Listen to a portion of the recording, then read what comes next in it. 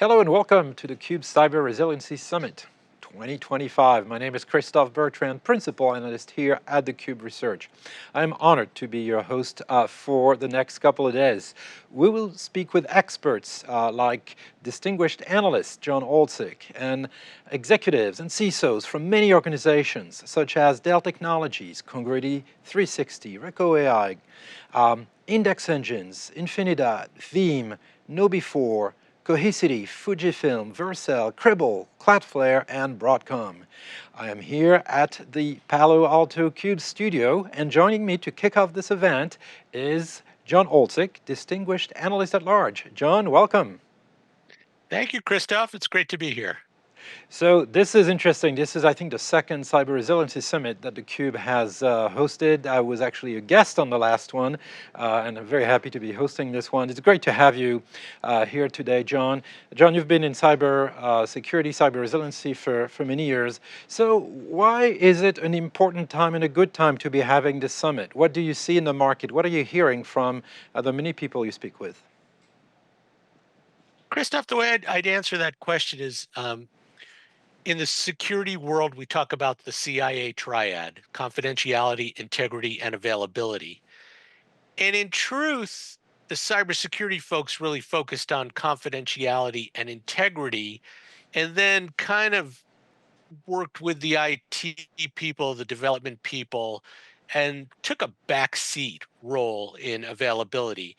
When we talk about cyber resiliency, though, that is an effort to change that. That is an effort to build a comprehensive program around keeping the systems running, keeping the systems effective, protecting the business.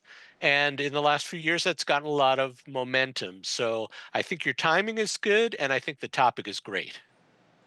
Right, and really what I've seen and observed from my end, coming from a data management, storage, backup and recovery, disaster recovery standpoint, including some compliance as well, work that I've done, I realized, well, hang on, there's really a convergence of markets because of really the emergence of threats, of new threats, of ransomware, of cyber criminals trying to either encrypt, destroy, or steal your data, or access to your data. So many different possibilities, unfortunately, and of course all of this is getting accelerated with new technologies like AI, really making the attackers even more potent.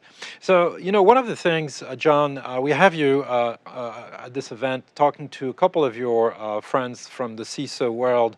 You know, what can we expect from your segment, which is going to be running tomorrow? Yeah, I'm looking so forward to it. It's some CISO friends of mine, Rock Lambros and Fred Wilmont. These guys are serial CISOs. They've been doing this forever, and I meet with them every year at RSA, amongst other places. But I think what you'll hear from them is a couple of things. Number one is cyber resilience isn't a new thing. This is something that the CISO has been involved with forever. But you'll also hear them talk about the fact that it's a board level issue now, and that because it's a board level issue, it's spilling into the planning, it's spilling into the culture, it's spilling into the day-to-day operations.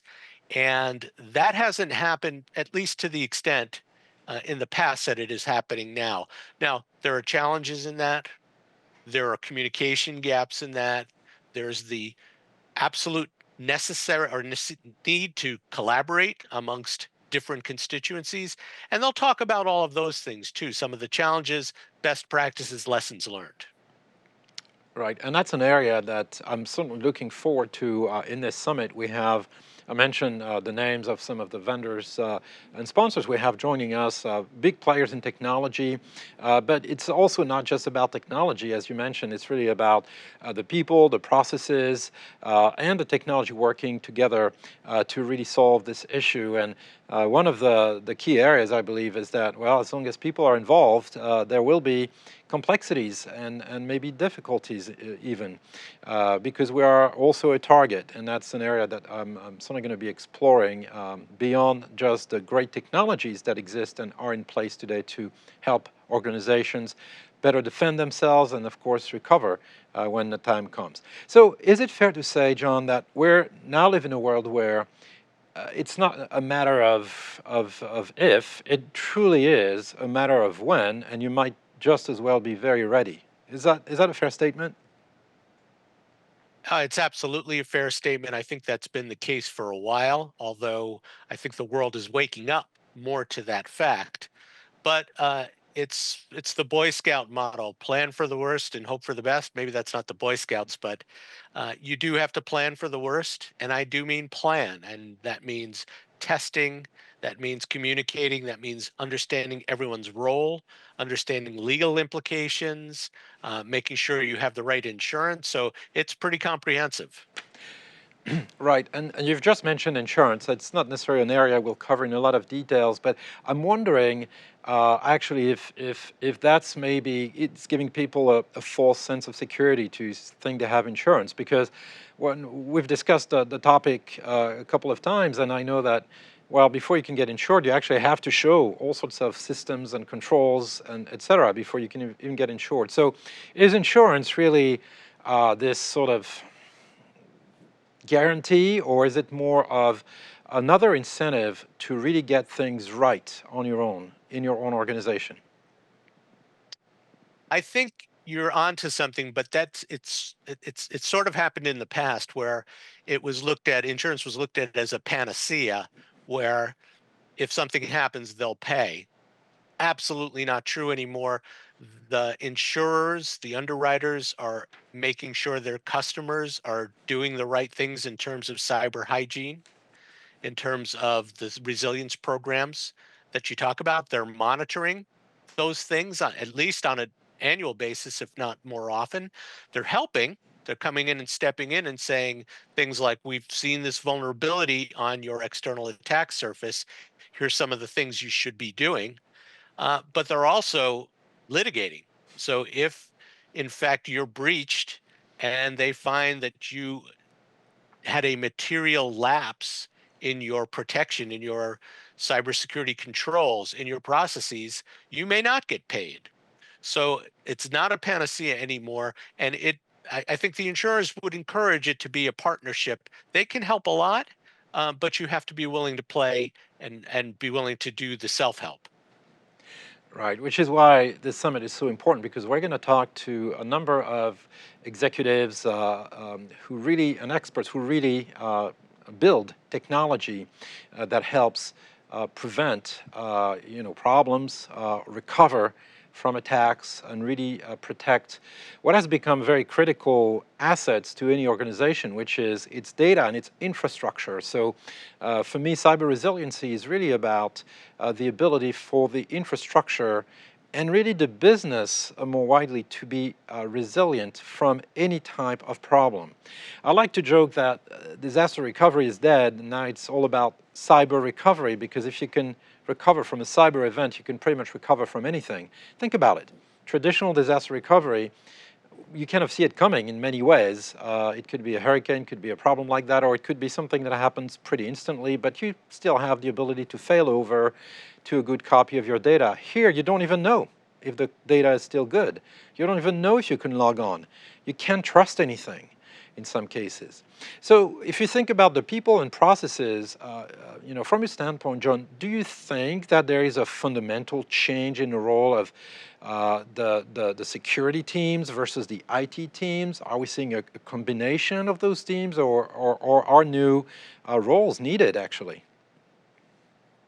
Well, cyber resilience demands that type of collaboration and cooperation. And Christophe, you've really hit on that. That it's you can buy all the technology you want, but we see this in cybersecurity all the time. People buy these technologies, they configure them poorly, they're not updating them, they're not tuning them.